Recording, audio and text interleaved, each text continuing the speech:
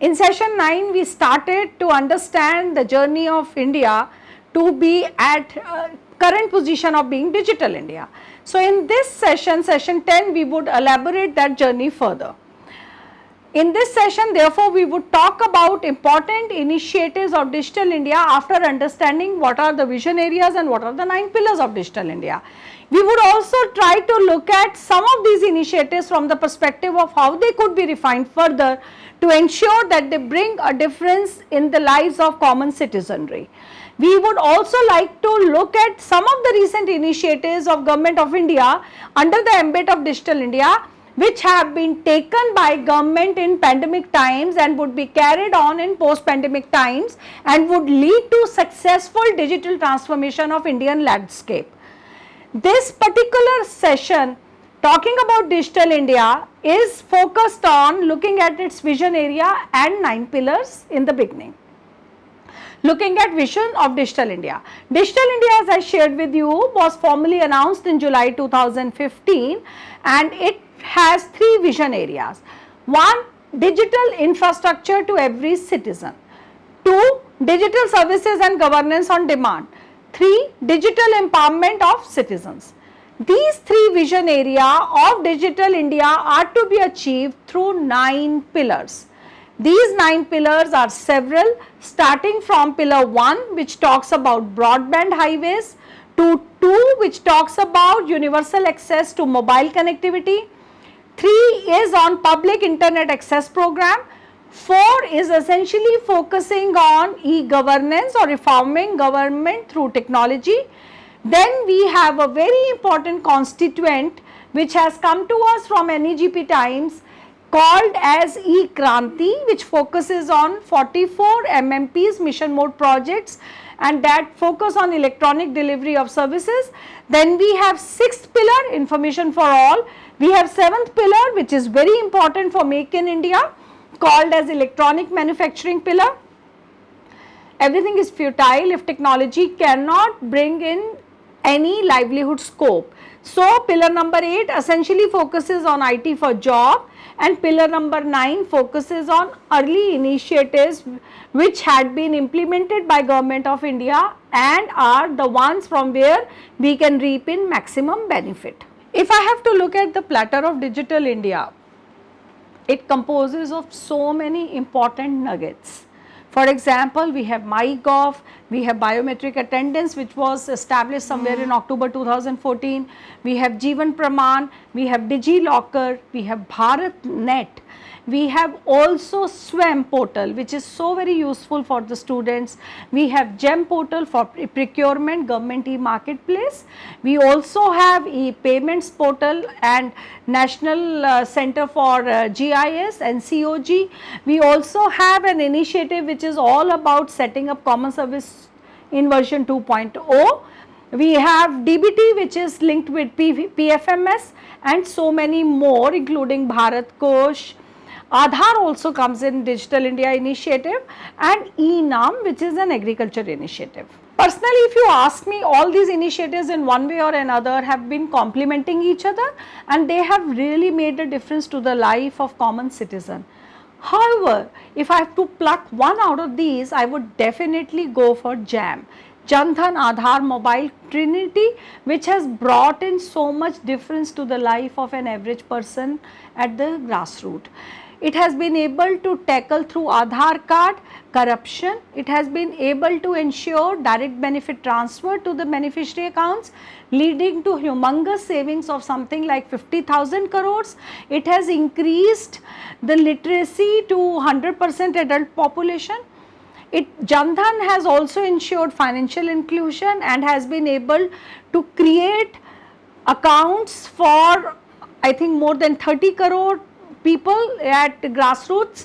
Mobile has been able to reach unto each of the citizens at the last mile, and mobile is the instrument that has not just helped in delivering apps for SWAM or e-Praman or looking at results, but has offered us BHIM, one of the best examples in the world, which is Bharat interface for money transfer, which is helping people to have mobile as their front end for banks.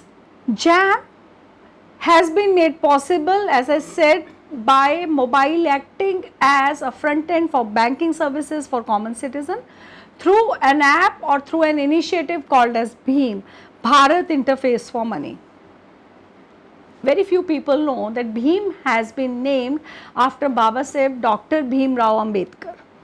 It is a digital payment mobile application and is used for Aadhaar based payments and is based on UPI, Unified Payments Interface. It transfers money digitally without the need of the person going to the bank. It has been developed by National Payment Corporation of India, NPCI. Look at your mobile. How many apps you have? Multiple of them. And now after learning from IAPA about digital transformation of governance, you would have also realized there are so many apps available for government and governance services being delivered by Government of India. Loading all on this phone would create your phone to crash and would boggle you so much.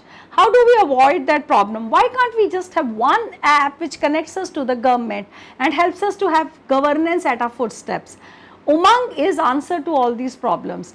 Umang, if you would know, is unified mobile app for the new age governance. It is a unified platform which offers a citizen almost 195 services across 36 departments and 6 states. It is one mobile app for everything including SMS, IVR, etc. and can integrate existing mobile apps which are being developed now. It has a standardized user interface and user experience. It has already been linked with the payment gateways and authentication infrastructure layer. It has built-in analytics. It has very good customer support. Long and short of it, Umang is a common mobile platform pan-India for all government services. It is trying to give one app for multiple service related issues. Another initiative of Digital India which has created transparency between government and business is Government e-Marketplace, GEM, not just by name but by its function also. GEM is a unified portal that has brought in suppliers and purchasers together through this portal. It at present has almost 250 suppliers and I think almost 500 products across 12 categories. It is also trying to respond to the transport services. So, once you go to GEM, you could select buy and order for consignment. It is nothing but Amazon and Flipkart for government services. There is another initiative of Digital India which is also serving at its backbone and is very relevant for academic circle, which is NKN, National Knowledge Network of India. If you would go back to prior 2000, bandwidth connectivity in gigabits per second was actually unheard, primarily in academic and research institutes also. All these institutes were using out of dated laggard connectivity and which was only available in kbps or mbps maximum. Therefore, somewhere in 2000, NKN was decided to deliver 1 gigabit bandwidth to all the partner institutes which are primarily academic in nature. Very important part of NKN was that it has also paired with international national research and education networks which are also called as NRENs, NREN. So, international RENs have also been paired with NKN to provide facilities to the partner organizations of NKN to enjoy the content exchange, content sharing and so on. Therefore, NKN is very important part for research and can serve as a test bed for all the endeavors of the startups at present and for all other collaborations that can bring academia together as one ecosystem. India lives in villages and in villages it is very important to disseminate digital literacy. PMG Disha is doing that. PMG Disha, to ensure that India becomes a digitally advanced country, is trying to bridge the gap between rural and urban population by providing free digital education. It is a small acronym for Pradhan Mantri Gramin Digital Saksharta Abhiyan. initiated in February 2017. It is a scheme which is to enable 6 crore persons across rural areas to ensure that they become digital literate by providing one member from every eligible household digital knowledge or digital gyan through systematic approach. However, PMG Disha could always refine itself. It needs more consistent funding. It should cater to the linguistic diversity of our country. It should ensure that participation of very poor and illiterate people in the outliers of our country should be responded to. It should also utilize this data lying with PMG Disha for better decision making. Digital India also flagged off another very interesting initiative called as Tdil, Technology Development for Indian Languages. I would not say flagged off, it kind of incubated further this initiative, which is to ensure that all languages are given equal importance. It has the objective to develop information processing tools to facilitate human machine interaction in Indian languages and to develop technologies to assess multilingual knowledge resources. This is to ensure that the part of our society which is bereft of all the developments in technology sphere and do not know English could be mainstreamed. Apart from that, we have SWAM, indigenous IT platform, which is facilitating hosting of several courses. We have e-hospital, which has enabled massive information management in the crisis of pandemic.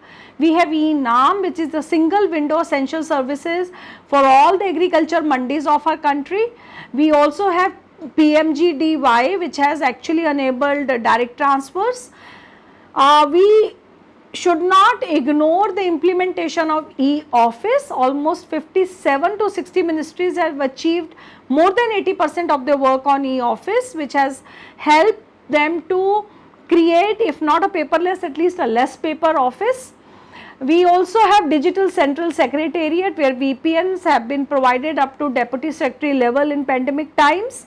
We have functional web rooms now through video app, which have helped us to work from home more effectively for government related activities, to conduct meetings online. We have digital infrastructure of BharatNet, Meghraj, eSign, DigiLocker, which has stood by us. We also can see the impact of integrated service portals of DRPG, which has been able to bring in lot of integration on the front of public service delivery. There is so much more you can learn about Digital India. It is not just about payments or licenses, it is much more. That is left to your self-study. However, now we are ready to move on to our next session called as Creating Unified Digital Platforms through India Stack, which is again a very interesting journey of Government of India in digital transformation of governance. Till then, thank you. Jai Hind.